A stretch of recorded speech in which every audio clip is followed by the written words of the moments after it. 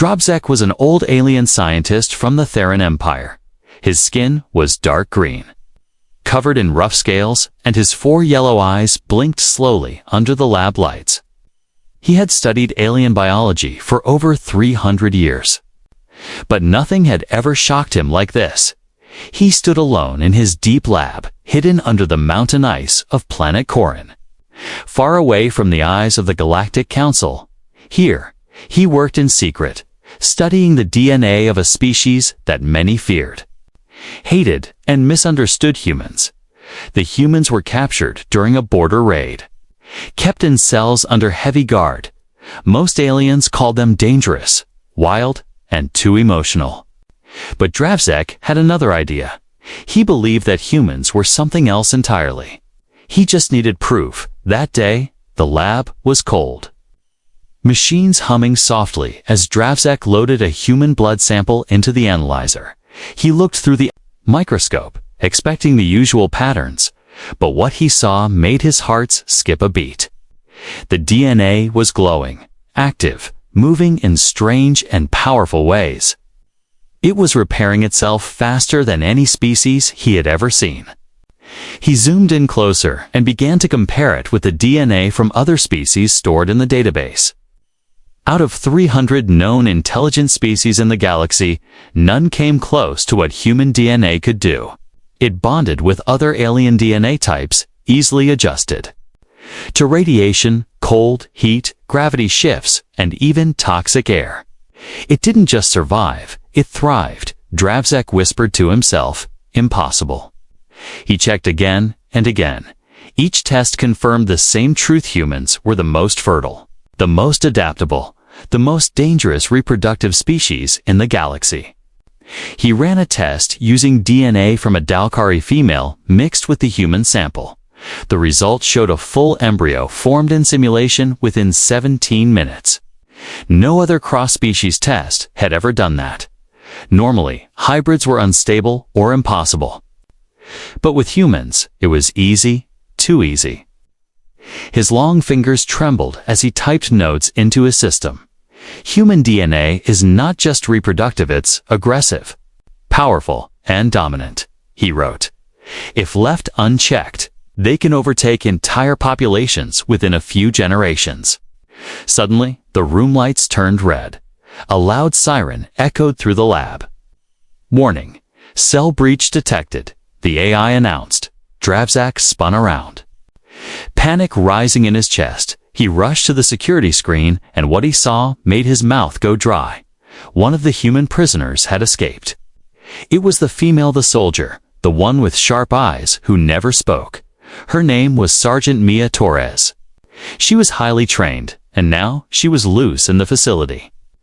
Drobzek turned to grab his communicator, but it was already too late. The lab door burst open, and Mia stepped inside, her face cold and calm. She held a plasma blade in one hand, the other covered in blood and bruises. Her voice was low and deadly. Step away from the console. Drobzek raised his hands, his long arms shaking. You don't understand, he said. I was only trying to study, to learn. Mia walked to the desk, picked up the hard drive, and slipped it into her suit. You're not learning, she said. You're experimenting, harvesting, breeding. Drobzek shook his head. No, it's more than that. You're kind. It's powerful. Your DNA can blend with almost anything. You could change the galaxy. Mia stared at him, her eyes cold. You think we're just tools, just bodies to use? She moved quickly, grabbing a syringe from the table and injecting him with his own truth serum. Drobzek fell to his knees, breathing hard, his mind swimming in chemicals. Now he couldn't lie. You found something, didn't you? Mia said. Tell me. He nodded slowly. Your kind can create life faster, stronger, more stable than anything we've ever seen. Your DNA adapts, merges, improves, even heals others. We fear you, because your future is bigger than ours. Mia looked down at him. And what were you going to do with this secret? Drobzek's lips moved slowly. Give it to the council. Warn them, or maybe sell it to the Dalkari. They pay high for breeding research. Mia's hand clenched, her voice cold. You? See a weapon? We see our children. She turned, and before leaving, she said one last thing. Tell your council this. You fear what we can create. But you should fear more what we'll destroy if you ever touch our kind again. She disappeared. Into the smoke of the hall, as the alarms kept ringing, Dravzak lay on the floor, shaking. For the first time in his long life, he wasn't curious, he was afraid. The hall outside the lab was filled with smoke. Sparks flew from broken wires and alarms echoed like a drum. Mia Torres ran through the corridor, her boots hitting the metal floor fast and hard. She had the hard drive in her suit, the proof of what the alien scientist had found, but she needed to get out fast. The Theron base was massive, built under the mountain ice of planet Corin, and filled with armed guards, security drones, and walls made to trap prisoners like her. She took a left turn, breathing heavy but focused. Her hand reached for the side of her helmet, tapping it twice. The signal beacon inside began to blink. She had just sent a coded message into deep space. It was short, but powerful. DNA confirmed. Prepare extraction, file attached, back in the lab. Dravzak was still on the floor, his body shaking from the truth serum. He stared at the open door, his mind racing. He had just told the human woman the greatest secret of the last century. Now she was running with it, and the galaxy would never be the same. Mia pushed through a steel gate, entered the prisoner maintenance zone, and stopped behind a large crate. 3 guards rushed in from the other side. Holding plasma rifles, scanning the area, she held her breath. Staying low, waiting, when they passed by, she moved like a shadow, fast and quiet. As she crawled through a vent, she thought about what she had seen in the lab. She had watched the scientist for days, hiding in the walls, studying his work, when she saw her DNA growing. Bonding with alien samples, she realized the truth. They didn't fear humans because they were violent. They feared them because humans could change everything. She dropped into another hallway and reached the old power grid room. There, she opened a hidden panel and smiled. Her escape plan had been waiting for days. Inside the panel was a small PATA stealth capsule, no bigger than a coffin. She climbed inside, closed the lid, and pressed the launch button. The capsule shook as it shot through an emergency shaft toward the icy surface. It broke out through snow and rock and launched into the sky. Heading for orbit, behind her, the base lit up with warnings. The guards scrambled, but it was too late. Mia was gone from the cold space above Corin. Her capsule floated silently. It sent out a pulse signal. And minutes later, a small Earth ship uncloaked nearby. The ship opened its hatch and pulled the capsule inside. Inside were 2 men in black suits and a woman in a red uniform. As the pod door opened, Mia stepped out, bruised but standing tall. One man handed her a drink. Sergeant Torres, welcome back. Did you get it? Mia nodded, pulled out the hard drive, and gave it to the woman in red. This changes everything. She said, we're not just survivors, we're the future. The woman, Commander Yelena Ferris, looked at the data, her eyes wide. They've been studying us like lab rats, she said. But now we know what they fear. Mia sat down, finally able to breathe. Dr. Dravzak told me everything, she said. He said our DNA is the strongest in the galaxy. We can bond with any race. We can survive anywhere. Even improve others, and they're terrified. We'll replace them. Yelena looked serious, and maybe we will, back on planet Corin. Dravzak was dragged before the Theron High Command. They screamed at him, demanded answers. How could you let her escape? One shouted, she has the files, the data, the proof. Dravzak didn't lie. He couldn't. Not after the serum. She deserved to know, he said. They are not just animals. They are something new. something powerful. The Council voted to alert the Galactic Alliance. They would label humans as a biological threat. They would move to block Earth's growth, maybe even attack. But they were. Already too late, the signal Mia had sent was spreading, not just to Earth, but to human colonies, rebel cells, and even alien species who had worked with humans before. One message played again and again. It showed the DNA, the embryo tests, and Dravzak's confession. Then it ended with Mia's voice, clear and strong. You thought you could use US, control us, break us, but you forgot one thing: humans protect their own. And now, we know who we are in every corner of the galaxy. Species began to whisper. What if the humans were not weak? What if they were the future? And what if the future had already begun? The Galactic Council chamber was large and dark. It floated inside a massive space station near the core of the galaxy. The leaders of more than 40 alien races sat in a circle, their faces full of worry, anger, and fear. They had just finished watching the video, the same video sent by Sergeant Mia Torres. It showed the human DNA tests, the hybrid embryo, and Dravzak's own voice admitting the truth. For a long time, no one said anything. The silence was heavy, broken only by the hum of the floating chairs and soft lights. Finally, Counselor Grananul of the Dalkari race spoke. We warned you, he said. The humans are not a minor species. They are a threat to galactic stability. Counselor Atrax of the Viren Empire replied. They helped us in the Rax Wars. They saved entire planets. And now we treat them like monsters. Another voice joined. Counselor Yorin of the Theran Empire, the same empire Dravzak came from. Dravzak broke council laws by testing humans without permission, but he may have discovered something real, something dangerous. The room turned quiet again. One alien leader, old and wise, looked at them all and said, if humans can bond with any species and reproduce so easily, then their numbers could rise faster than any other race in the galaxy. They could outgrow us, someone whispered. At that moment, a secret group inside the council became active, the Inner Core. They were the most powerful, rich, and silent rulers. They knew this day would come. And they had already planned something, years ago. The Inner Core had started a quiet program. They called it Project Purelight. It was designed to slow down human growth by using fear, lies, and hidden science.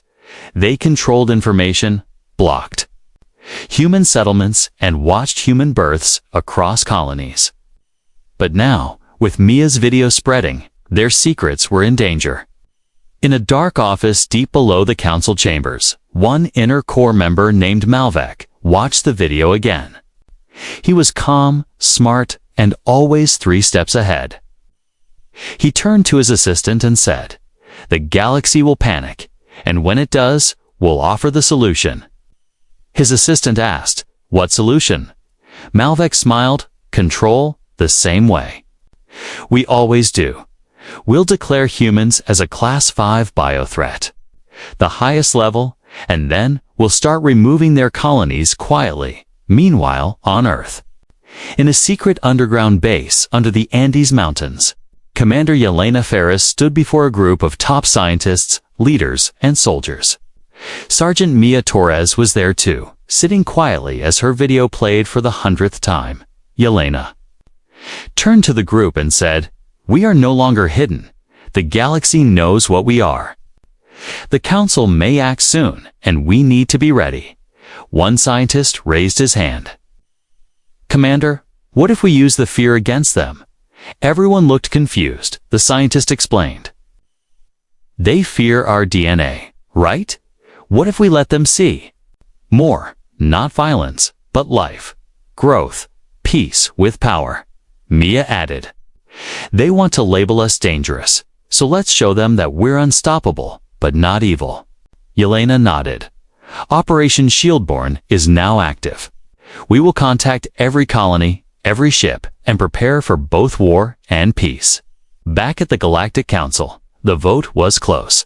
Some races wanted to protect humans, others wanted to block them completely. When the final vote was called, the numbers were nearly even. Just before the result was final, a surprise transmission appeared. It was Dravzek, live from Theron Prime. He was no longer a prisoner, but a witness. He looked into the camera, his eyes tired but clear. I studied the humans. I feared them. I tested them. But in the end, I saw the truth. Their strength comes from their bond, not just with each other, but with all life. He paused, then added, "We have been alone in our evolution, fighting each other, fearing the future. But the humans, yes, they adapt. But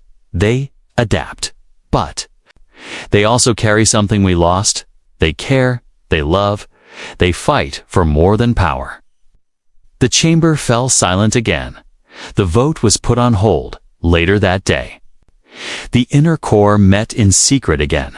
Malvek was not smiling this time. Dravsek is turning hearts. We must act faster.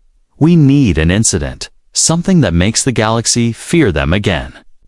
The plan was clear. Now create a false event. Blame the humans and push for war.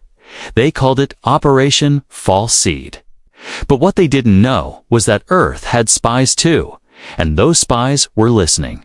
Asterisk far beyond the Galactic Council. Deep in the Dalkari sector, 5 massive space stations floated near a red dwarf star. They were not shown on maps, not listed in any records. These stations were part of a secret project. The Dalkari called it Project Genesis. Inside those stations, strange beings moved through white, sterile halls, part human, part alien. They were created in labs, not born from love or family. These were hybrid children, made by mixing human DNA with different alien species. The Dalkari believed they could use them as tools. Soldiers, even breeders. The experiments had been going for years, hidden from the rest of the galaxy. Some hybrids looked fully alien, others looked human, but had glowing skin, sharp eyes, or strange features. Most were kept in control using drugs, training, and fear. But something had changed ever since Mia Torres's message went viral. The hybrids had begun to question everything. Some had hacked into old human recordings. They watched videos of Earth, listened to music, and read stories. They saw humans laughing, crying, holding babies, helping strangers. And they began to feel something they never felt before: hope. One hybrid, known as Unit 12, was different from the rest. He looked mostly human, but had glowing silver lines under his skin.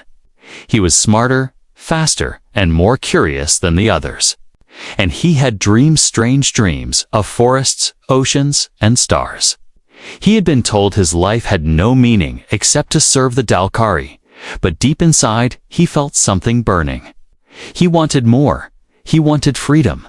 Unit 12 began to talk quietly with the other hybrids. At first, they were afraid, but slowly they listened. He told them stories about Earth, about humans who fought for justice, about families and love, and soon he gave them a phrase, something simple but powerful. Earth first. One night, when the security systems reset, Unit 12 made his move. He and a group of 10 hybrids attacked the guard center using only tools and stolen wires. They disabled the mind control implants and set hundreds of others free. The station turned into chaos. Alarms blaring, guards shouting, fires burning. But the hybrids didn't stop. They didn't just escape, they took control within hours. They had seized the whole station. The Dalkari tried to send reinforcements, but the hybrids blocked communication. Soon, 4 more nearby stations also fell. It wasn't just a prison break, it was a revolution from the command deck. Unit 12 stood in front of a camera. He sent a message out to the galaxy. His face was calm, but his eyes burned bright. "We are the children you tried to hide," he said. "You made us in silence, You raised us in darkness, but now we walk in the light. We are not mistakes. We are not property. We are the future, and we choose Earth." That message spread like wildfire. People across the galaxy saw it. Some were horrified, others inspired. Many alien citizens, even from neutral worlds, began to question the Dalkari's actions. The Galactic Council called an emergency meeting. But before they could respond, Earth sent their own message. It came from Commander Yelena Ferris herself. Standing beside Mia Torres, she looked into the camera and said, "To those hybrids who seek truth and freedom, you are not alone. We hear you, we welcome you. You carry our blood, and with it, you carry our spirit." Inside the stations, hybrids cried, laughed, and hugged each other. They had never been loved, never been told they mattered. Now they had a home, but not everyone was happy. In the shadows, the inner core met again. Malvik slammed his fist on the table, his face red with anger. "They've turned lab rats into heroes," he growled. "We must strike now." The core activated Operation False Seed. Their agents would attack a peaceful alien world and leave human weapons behind. They would fake the attack and blame the hybrids. Then the Council would have no choice but to declare war. But once again, they had underestimated the humans. A spy from Earth was inside their ranks, recording everything.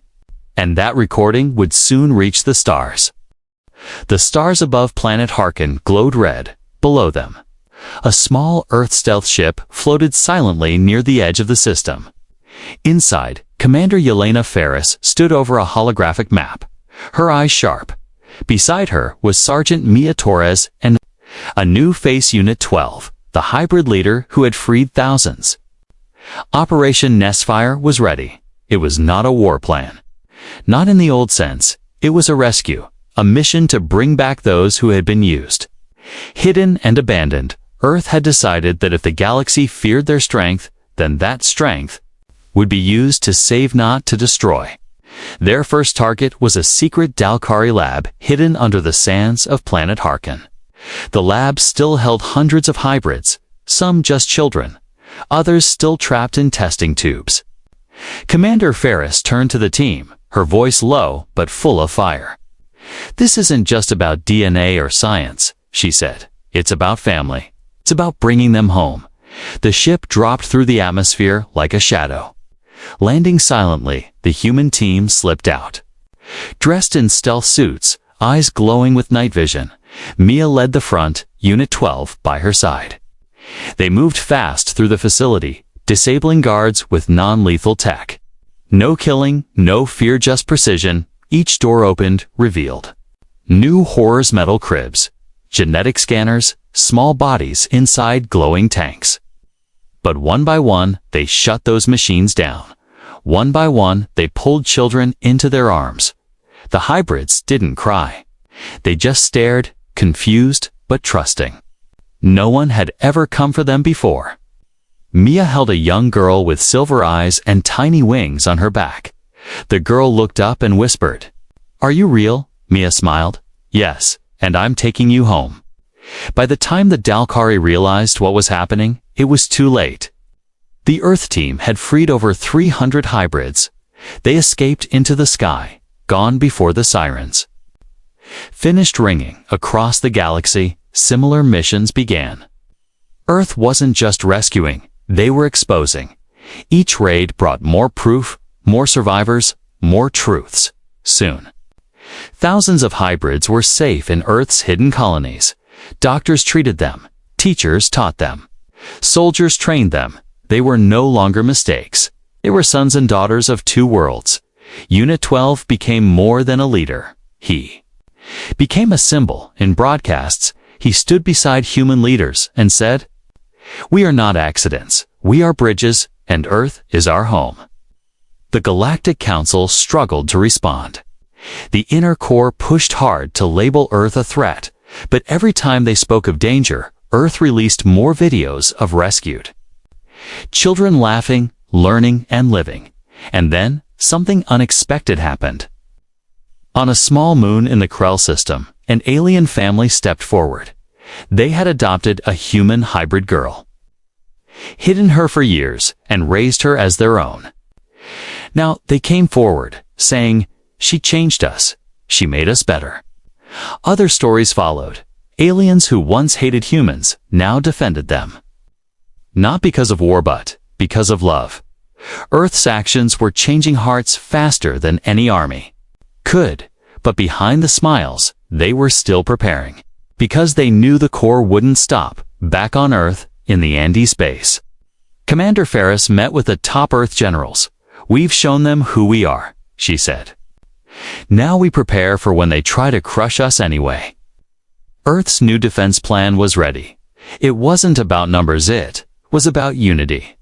Humans, hybrids, and alien allies stood together, training side by side. They called themselves the Guardian Line. Not an army, but a family of protectors. Mia stood in front of the recruits. Her voice strong. "You were born in labs, raised in silence, or hidden in fear," she said. "But today, you stand together as more than weapons, you stand as hope." The message reached every corner of the galaxy. Earth wasn't just defending itself, was inspiring others to rise, to care, to unite, to fight for something real. And in the dark rooms of the inner core, Malvek watched with fury. "They're turning the galaxy against us," he said. "We must act now." But what he didn't know was that one of his own agents had already switched sides. And Earth now had the final piece they needed, proof of Operation False Seed. The trap was almost ready, and this time, it would be the truth that brought the galaxy to its knees. The Galactic Council met once more. But this time, the hall was different. The floating chairs were full. The lights dimmed, and 1,000 eyes were watching, not just in the room, but across the galaxy. This was not a normal meeting. It was a trial, and Earth was at the center of it. Counselor Malvek stood at the front.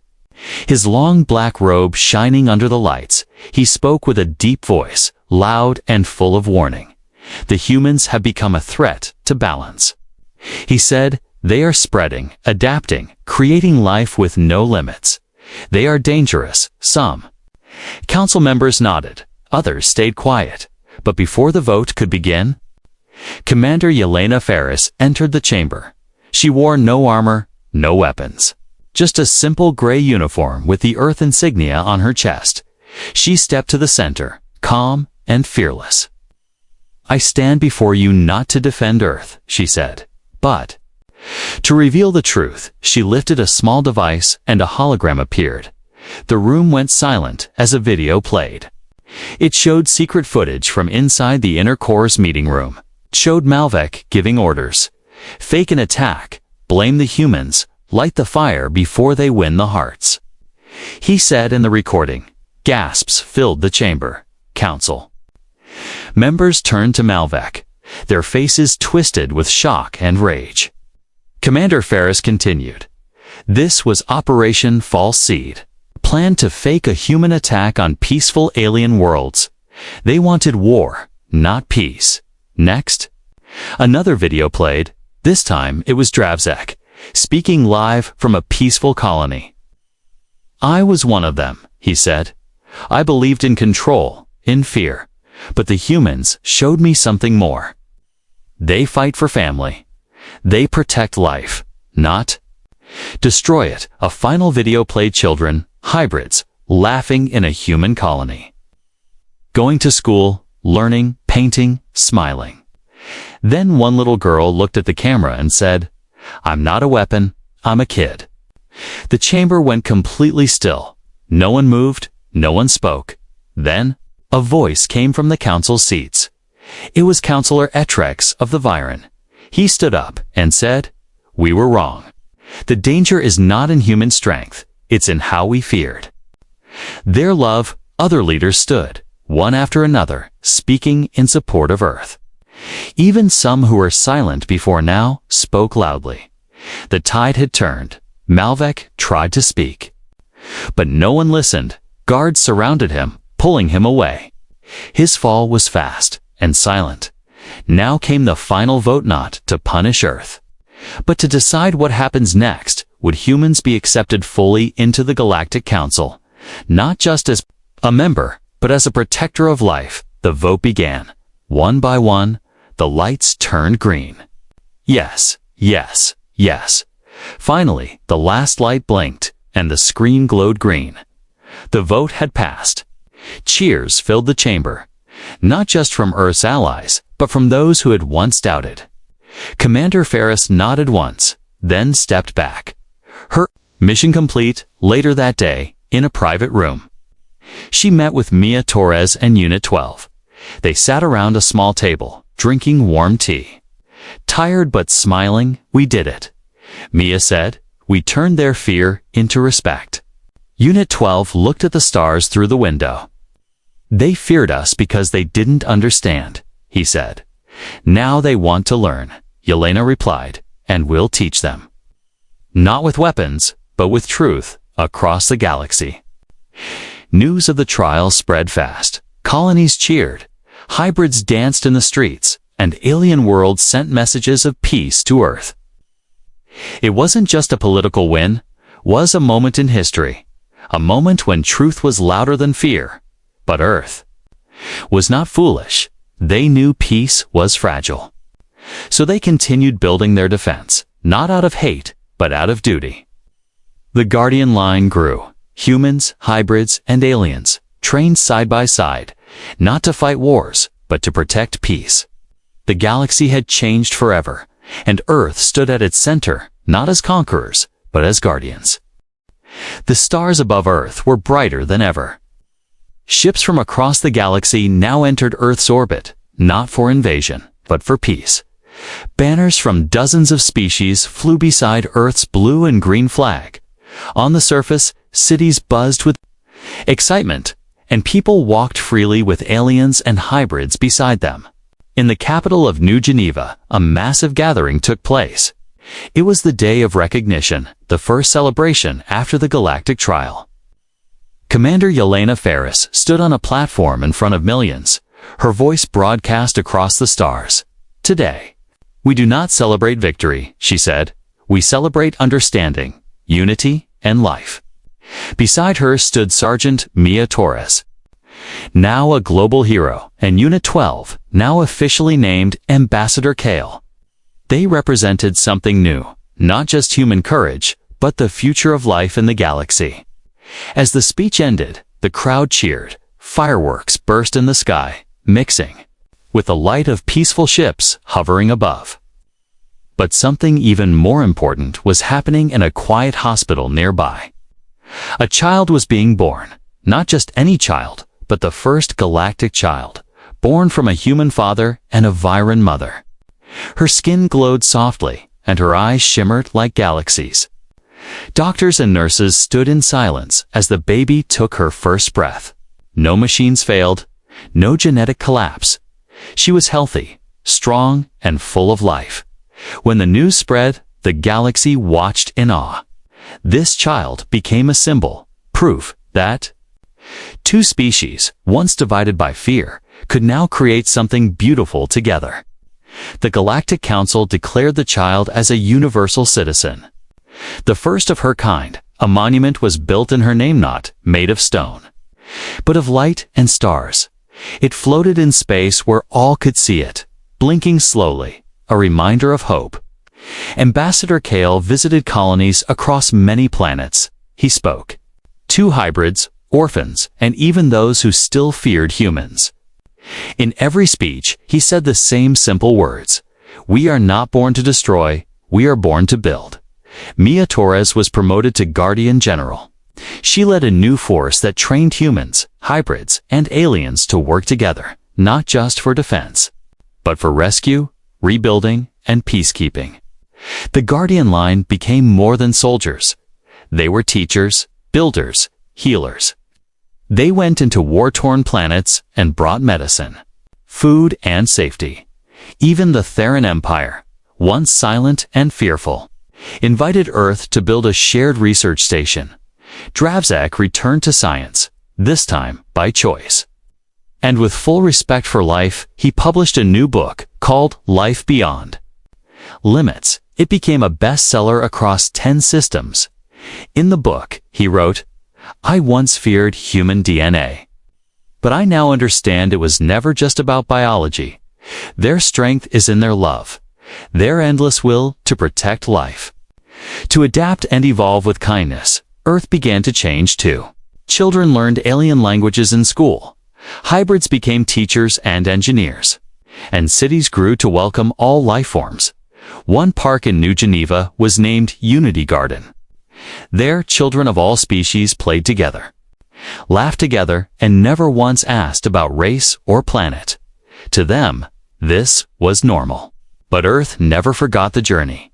Every year, they held a moment of silence, not for war, but for the silence that once divided them. Then they followed it with music, songs from every culture, every world, played in harmony in the stars. New alliances formed. Peace treaties were signed, trade routes opened, and mixed colonies began to bloom. For the first time in history, the galaxy didn't just look at Earth with fear or jealousy. They looked with respect. Back at Guardian HQ, Commander Ferris stood. Alone on the balcony one evening, she looked up at the night sky. Stars blinking slowly. Mia joined her, holding a warm drink. "We've come far," Mia said. "But the stars keep going." Ferris smiled. "Then we'll go with them, below." Them.